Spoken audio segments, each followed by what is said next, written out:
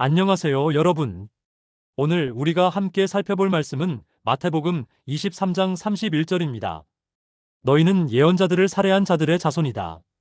이 한 문장이 담고 있는 무게감을 느끼셨나요?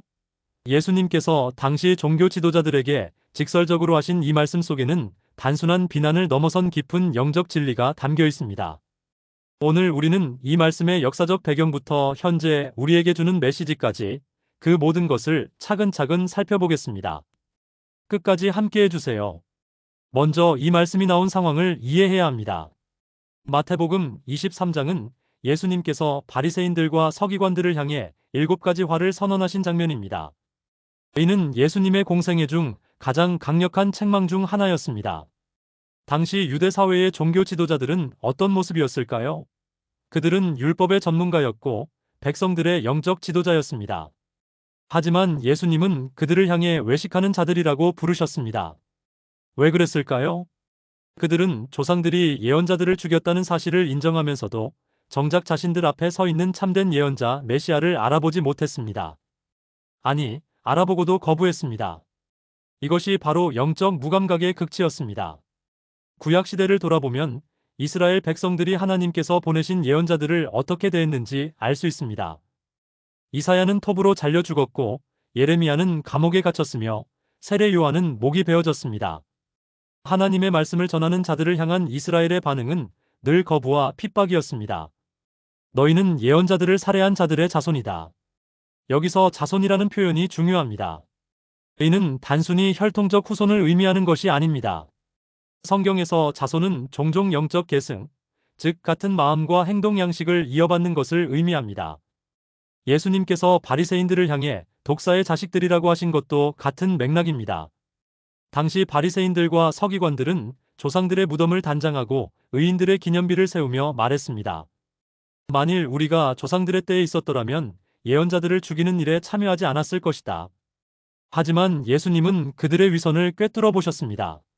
그들은 입으로는 과거의 악을 정죄했지만 마음과 행동으로는 똑같은 죄를 범하고 있었습니다.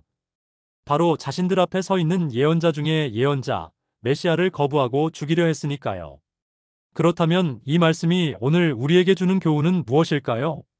첫째, 형식적 종교 생활의 위험성입니다. 바리새인들처럼 겉으로는 경건해 보이지만 마음은 하나님께서 멀어져 있을 수 있습니다. 우리는 예배에 참석하고 성경을 읽고 기도하지만 정작 하나님의 음성에는 귀를 막고 있을 수 있습니다. 둘째, 과거를 미화하고 현재를 외면하는 태도입니다. 내가 그 시대에 살았다면 다르게 행동했을 것이라고 생각하기 쉽지만 정작 지금 내 앞에 있는 하나님의 말씀과 성령의 음성에는 순종하지 않을 수 있습니다. 셋째, 영적 무감각의 문제입니다.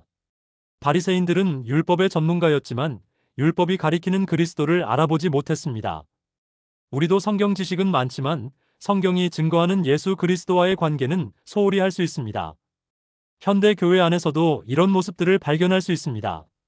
전통을 중시하면서도 성령의 새로운 역사는 거부하거나 교리는 정확히 알지만 사랑의 실천은 부족하거나 과거 부흥사들을 존경하면서도 현재 하나님의 음성에는 둔감한 모습들 말입니다. 그렇다면 우리는 어떻게 해야 할까요? 먼저 정직한 자기 성찰이 필요합니다. 나는 정말 하나님의 음성에 민감한가? 내 마음은 진정 주님께 열려 있는가? 이런 질문을 자신에게 던져야 합니다. 바리새인들의 문제는 자신들이 의롭다고 확신했다는 점입니다. 그들은 자신들의 영적 상태를 객관적으로 점검할 기회를 스스로 차단했습니다. 우리도 마찬가지일 수 있습니다. 둘째, 말씀에 대한 순종적 태도를 회복해야 합니다. 성경을 연구의 대상이 아닌 순종의 대상으로 받아들여야 합니다. 지식을 쌓는 것이 목적이 아니라 삶의 변화가 목적이어야 합니다. 셋째, 성령님의 음성에 민감해져야 합니다. 하나님은 지금도 우리에게 말씀하고 계십니다. 설교를 통해서, 성경을 통해서, 기도를 통해서, 때로는 다른 사람을 통해서도 말씀하십니다. 우리의 영적 안테나를 세워야 합니다. 넷째, 겸손함을 유지해야 합니다. 나는 그런 사람이 아니다라고 속단하기보다는 나도 그럴 수 있는 사람이다라는 겸손한 마음가짐이 필요합니다. 이 강한 책망의 말씀 뒤에 숨겨진 예수님의 마음을 보십시오. 마태복음 23장 37절에서 예수님은 이렇게 말씀하십니다. 예루살렘아, 예루살렘아, 선지자들을 죽이고 내게 파송된 자들을 돌로 치는 자여, 암탉이 그 새끼를 날개 아래에 모음같이 내가 내 자녀를 모으려 한 것이 몇 번이냐. 그러나 너희가 원하지 아니하였도다. 이 말씀에서 우리는 예수님의 애타는 사랑의 마음을 봅니다. 책망하셨지만 그것은 미움 때문이 아니라 사랑 때문이었습니다. 바리새인들과 예루살렘을 향한 간절한 구원의 열망이었습니다. 하나님의 책망은 항상 사랑에서 나옵니다. 부모가 자녀를 꾸짖는 것처럼 하나님도 우리를 사랑하시기 때문에 때로는 강하게 말씀하십니다. 그 목적은 파괴가 아니라 회복입니다. 예수님은 그들이 변화되기를 원하셨습니다. 형식적인 종교에서 벗어나 진정한 하나님과의 관계 안으로 들어오기를 바라셨습니다. 그래서 이토록 직설적으로 말씀하신 것입니다. 너희는 예언자들을 살해한 자들의 자손이다. 이 말씀은 우리에게 강력한 경고이자 동시에 은혜의 초청입니다. 우리 모두는 어느 정도 바리새인적 성향을 가지고 있습니다. 완벽한 사람은 없으니까요. 중요한 것은 이를 인정하고 변화를 추구하는 것입니다. 오늘 이 말씀을 듣고 마음의 찔림을 받는다면 그것은 좋은 신호입니다. 성령님께서 우리의 마음을 만지고 계신다는 증거입니다. 그 음성에 순종하십시오. 바리새인들처럼 되지 말고 정말로 하나님의 마음을 아는 사람이 됩시다.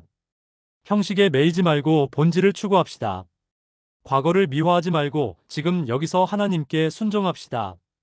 우리가 정말 조심해야 할 것은 나는 다르다고 생각하는 교만입니다. 대신 나도 그럴 수 있는 연약한 존재라는 겸손함으로 매일 주님 앞에 나아가야 합니다. 하나님은 우리의 외적 행위보다 마음을 보십니다. 우리의 동기와 내면을 살피십니다. 오늘부터 정직하게 우리 자신을 돌아보고 하나님 앞에서 진실한 마음으로 살아가시길 바랍니다. 기억하십시오. 이 말씀은 정죄가 아니라 회복의 기회입니다.